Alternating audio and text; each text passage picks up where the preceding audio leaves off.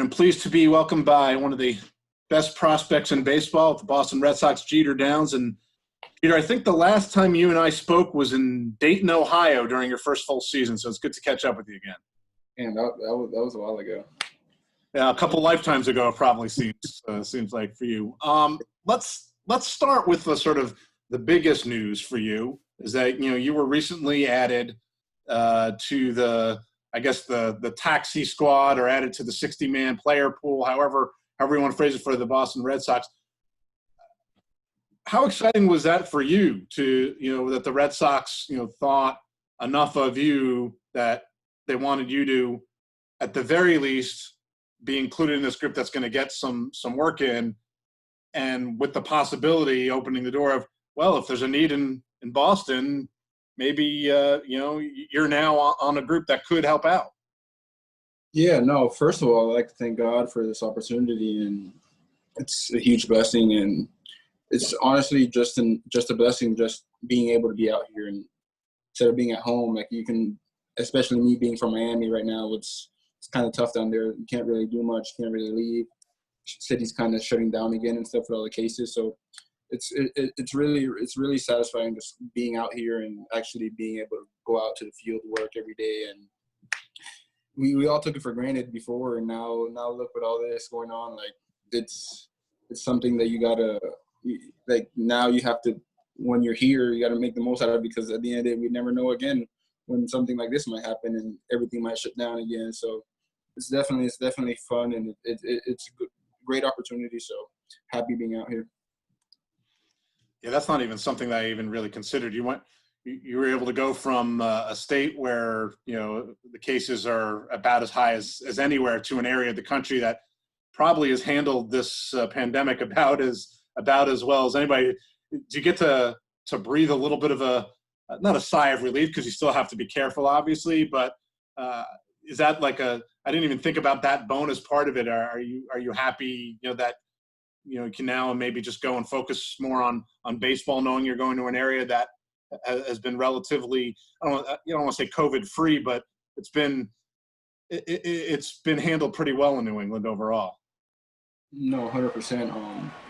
Yeah, like, the difference being out here, you see everybody's kind of walking around more freely, and like back home, everybody's like paranoid. Like, you literally go to the grocery store and everybody's like basically has body suits on. Like, it's pretty crazy down there. And so yeah, you get out here and you see the difference, and it's two different types of atmosphere so far. And you, at the end of the day, you do like feel a little bit more free just being in a space where, numbers wise, the cases aren't so high, so you can breathe more, you can relax, and you're not on edge 24/7 worrying about if you're going to contract the virus or not.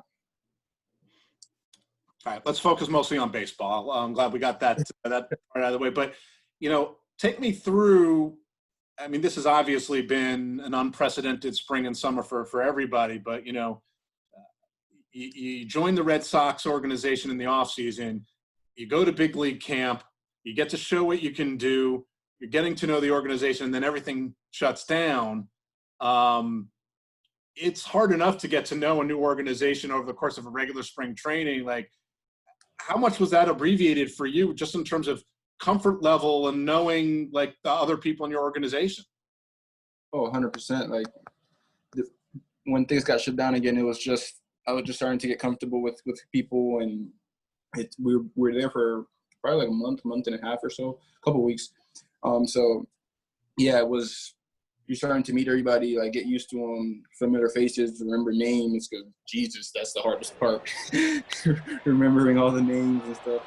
But yeah, and then it's shutting down again, and you got to restart. Thank God we have a good group of guys, and I have my brother here as well, so he made the transition so much easier than it was before in the past. Going when I was traded to the Dodgers, and I didn't really know anybody there, so yeah, having him here was a huge help, because he just knows everybody, so he was able to show me around the complex, where I had to go, where I had to be, and things like that. So, what did you do, when things got shut down? I'm assuming, you just went home, and obviously you were saying you live in Florida. So what have you been able to do between, when things shut down and now, just to continue to work on things, understanding that you were going to be more limited and obviously not playing games and things like that. But how did you keep your baseball skills sharp during the downtime? I kept working out. I took probably like a couple of weeks off baseball stuff, but I still kept lifting and I kept like doing my agility stuff. I kept running. Thank God I had a really close friend of ours that I was able to work out in his garage. He has a garage, so I was able to do that and go there. But yeah, like I did that stuff, and I worked on things that I felt like I needed to work on in my body, like mobility, like little things like that. That I feel like at the end of the day, it's just gonna make you better on the field. So I kept hammering at those things, and then once things started freeing up a little bit, then I started my baseball stuff again, little by little.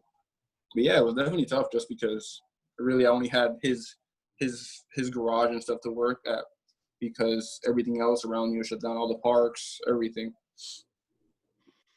Is there, are you rusty? Do you feel like you need, there's just in terms of facing live pitching, things like that? Are there, some of those kind of things that you're going to need to, almost like starting spring training over again now that you're kind of back in action, so to speak?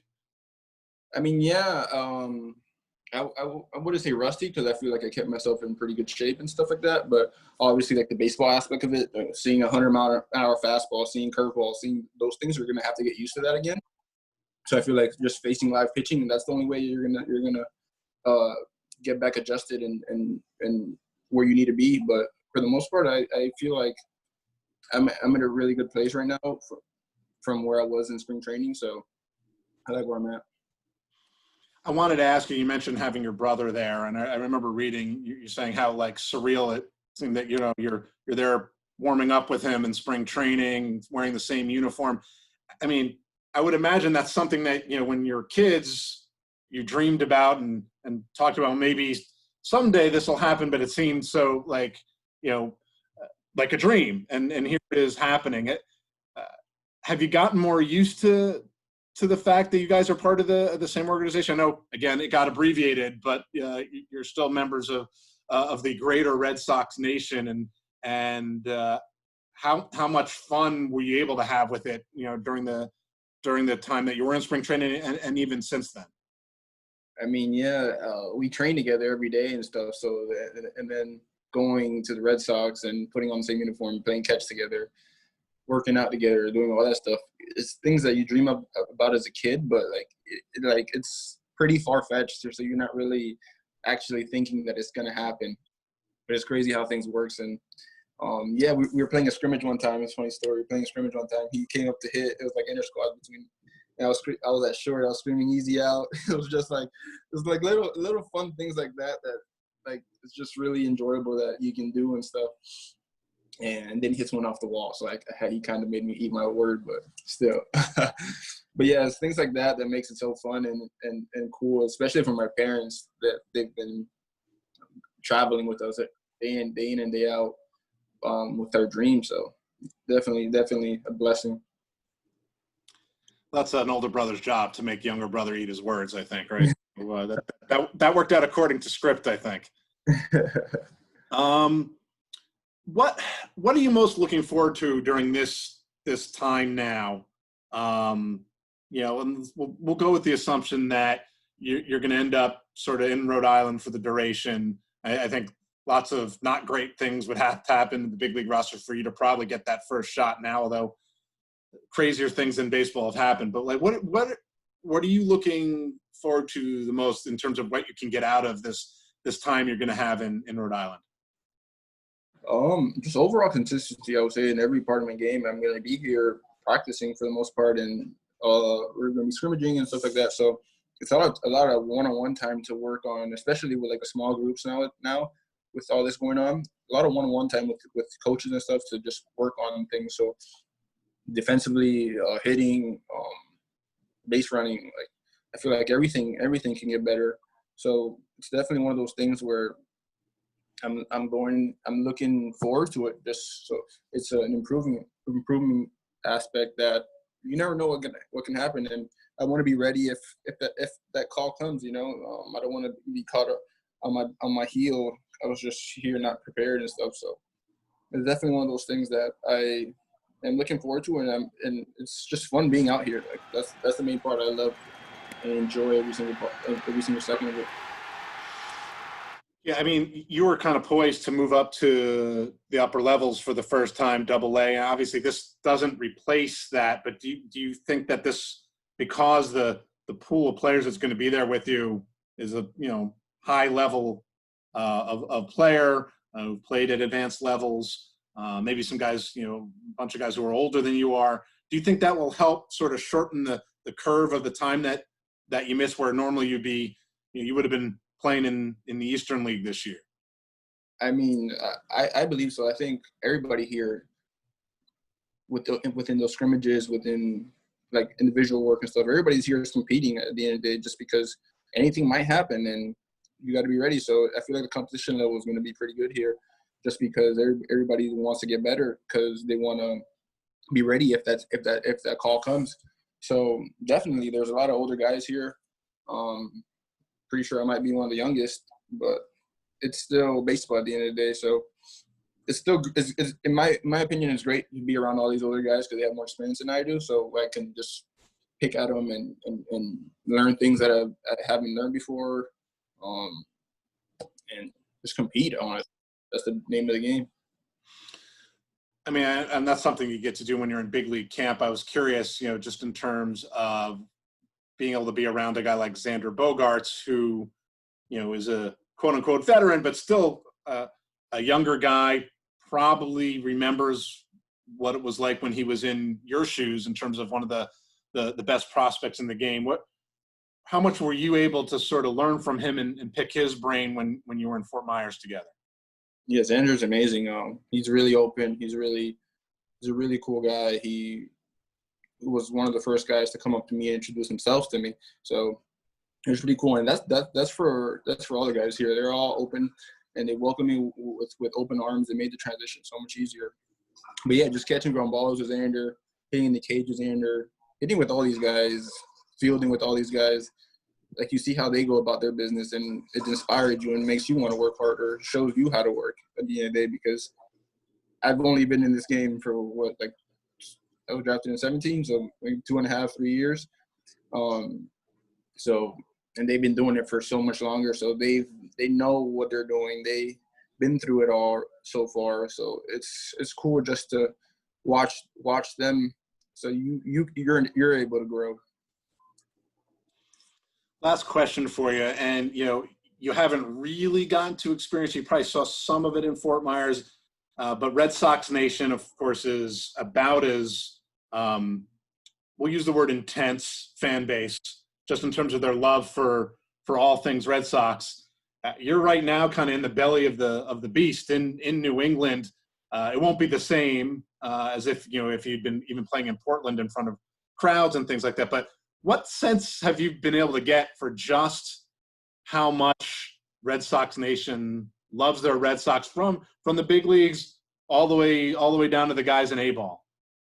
Well, just for spring training alone, every single game was sold out at JetBlue. Then on the road, we had pretty good travel too. So they definitely love the sport, and that's pretty good to play in front of a team that in front of fans that want to win and love being there. And at the end of the day, I feel like they might be intense, but it all comes from a good place. They're just that competitive with the other fan bases. They just want to get out there and they want to see their team win. All right, Jeter. Well, I appreciate the time. While you're up there, make sure you get some good New England clam chowder. I'm allergic, but well, they make fish chowder. Is it just seafood or it's fish in general? fish. Oh, all right. Well, that's to me that's like the regional food. So we'll have to baked beans. That's a New England thing. We can go with that. I'll try that. All right, sounds good. All right, Jeter. Appreciate the time. Thank you. Have a good one.